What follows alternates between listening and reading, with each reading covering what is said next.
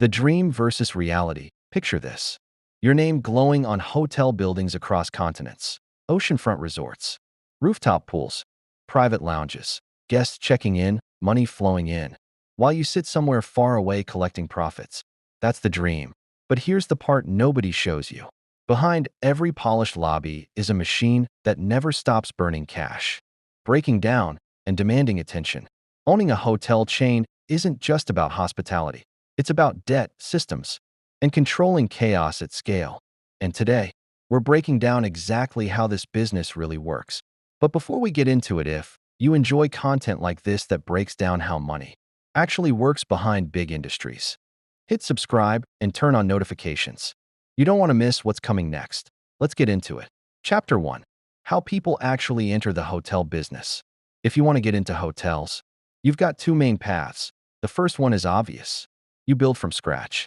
You buy land, hire architects, deal with permits, construction delays, contractors, and after a couple of years, if everything goes right, you finally open your doors.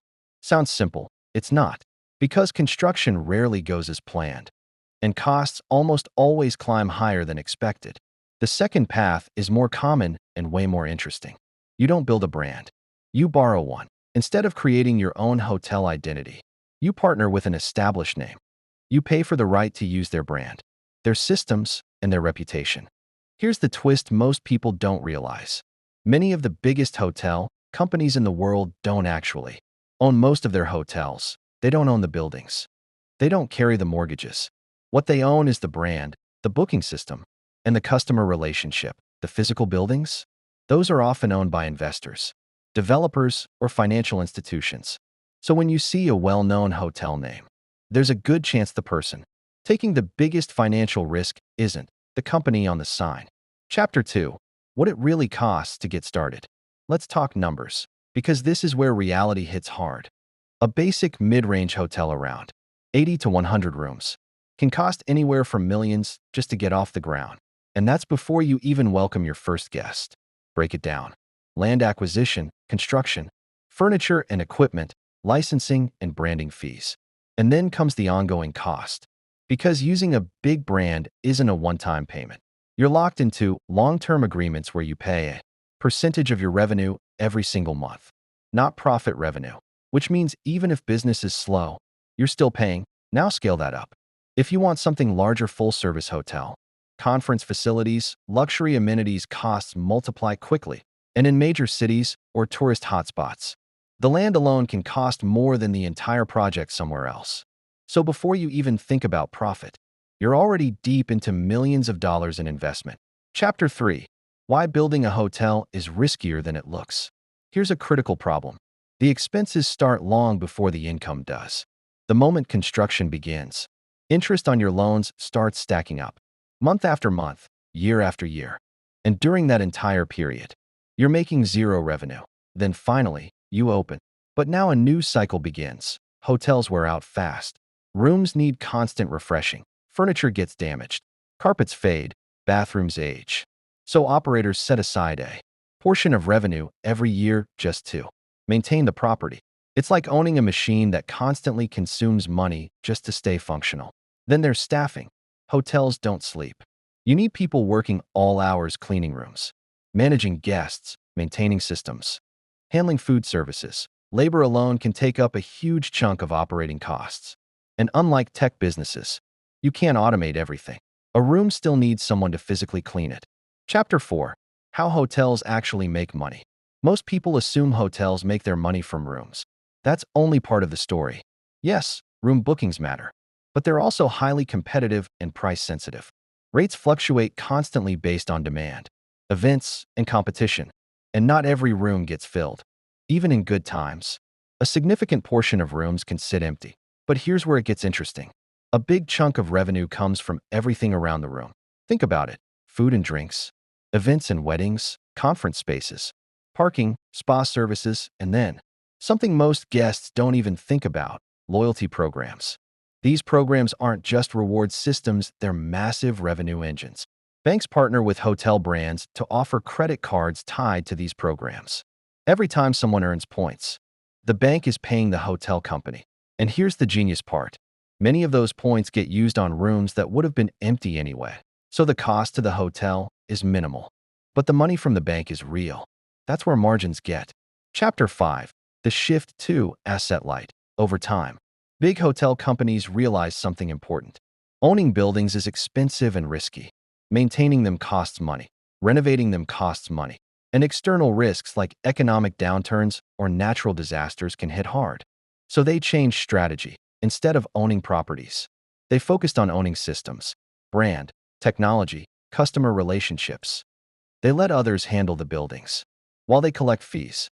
It's a fundamentally different business model, and it's one of the biggest reasons why some hotel companies are incredibly profitable despite not owning most of their physical locations. Chapter 6. When things go wrong. And things do go wrong more often than you think. Hotels are tied heavily to location and demand. If a local economy weakens, if tourism drops, if a major event hub shuts down, occupancy can fall quickly. And here's the problem. You can't move a hotel. It's fixed, unlike other businesses. You can't relocate to chase demand. You're stuck with a massive asset in one location, hoping demand returns. There are countless examples of large, expensive hotels that failed simply because expectations didn't match reality. Too much debt, not enough consistent demand. And once the numbers stop working, the consequences can be brutal. Chapter 7. What separates winners from losers? So what actually makes a hotel successful? It comes down to a few key factors. First, location. Not just good location, but strategic placement near demand drivers. Airports, tourist attractions, business districts. Second, demand diversity. Relying on one type of guest is risky. The strongest properties attract different types of travelers. Business, leisure, events. Long-term stays, so if one segment drops, others can support the business. Third, operational execution. Two identical hotels in the same area can perform very differently. Why? Management. Small decisions, staffing levels, pricing, guest experience compound over time. A well-run property builds reputation.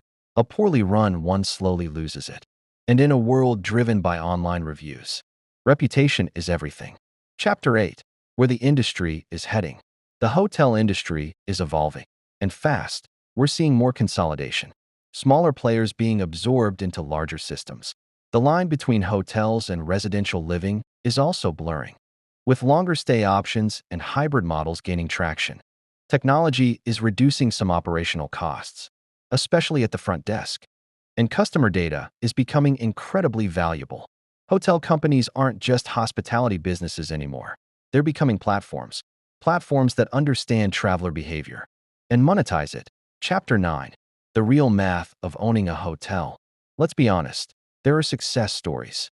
If everything aligns, good location, strong demand, efficient operations, you can build a profitable business. But there's also a more common reality.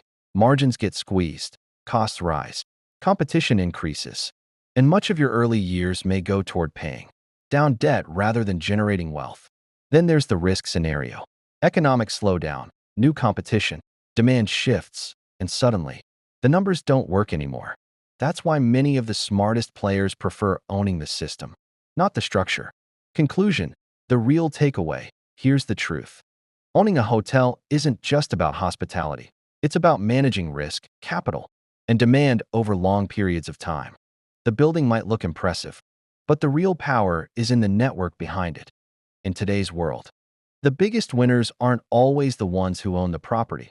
They're the ones who control the brand, the data, and the flow of customers. And once you see that, you start to understand the industry very differently. If this changed the way you think about big businesses like hotels, make sure you subscribe and turn on notifications.